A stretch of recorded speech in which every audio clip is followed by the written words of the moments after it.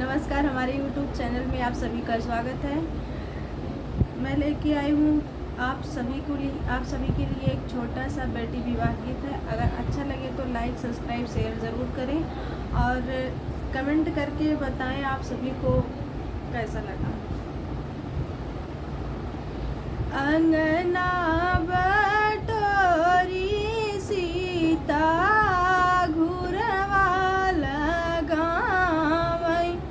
जामिया चनना के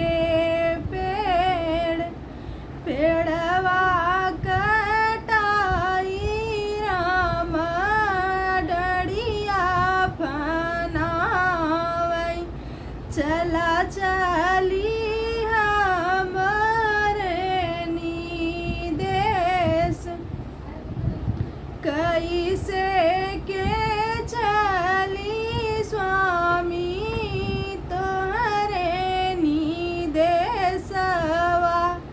माई बिना रहलो ना जाय कैसे के चली स्वामी तोहरे निसथवा बाबा बिना रहलो ना जाय चनना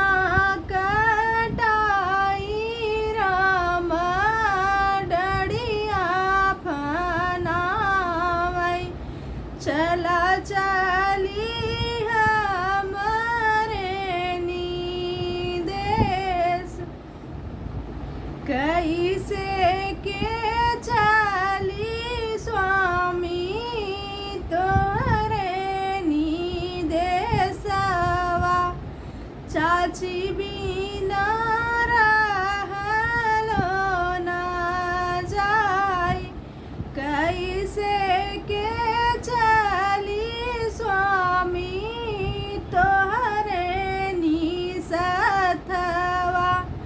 चाचा